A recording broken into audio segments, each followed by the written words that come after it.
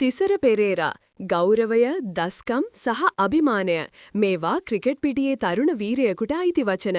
අද අපි කතා කරන්නේ යුද හමුදාවේ අභිමානීය වූ ඒ සැබෑ විරුවා ගැන. දේශීය මෙන්ම ජාත්‍යන්තර පිටියේදී ඔහු තෙවන ඉරියව් දස්කම් පෑවිරුවෙක්. ඔහු පිත්තෙන් ගසන හයේ පහර ගිගුරුම් හඬක් වැනිය. මුළු රටම ඔහුට පෙම්සෙලෙය. එහෙත් ක්‍රීඩා දිවිය කියන්නේ උස් පහත් වීම සහිත ගමනක්.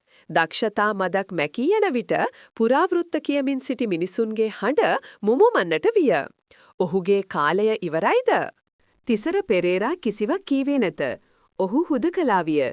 ක්‍රීඩා පිටියේ දොරටු తాවකාලිකව ඔහුට වසා දමන ලදී. නමුත් නියම විරුවා යනු වැටි සිටින තැනැත්තා නොව නැවත නැගිටීමට දිරිය ඇති තැනැත්තාය. ඔහු තනතීරුව අතහැරිය නැත.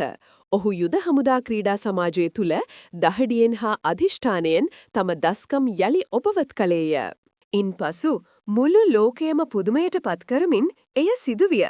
දේශීය තරඟයටදී යුද හමුදා කණ්ඩායමේ නායකයා ලෙස ඔහු එකම ඕවරයකට හයේ පහර 6 කැල්ල කළය. ඒ ගිගුරුම් හඬ ජාතික තේරීම් කමිටුවට ඇසිනි.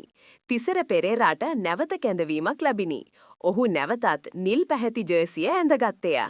ඔහු ක්‍රීඩා පිටියට ආවේ හිස පහත් කරගෙන නොවේ. ඔහු කිසිවෙකුට පිළිතුරු දුන්නේ නැත. ඔහු කලේ තම පිත්තෙන් සහ පන්දුවෙන් ලෝකයට කතා කිරීමයි. යන ගමන වැරදුනා කියා නතර නොවන්න. වැටුණු තැනින් නැගිටින්නට හයිය ඇතනම් ඔබ සැමදා වීරයෙකි. ඔහුගේ කතාව අදටත් ඔබට ආදර්ශයකි.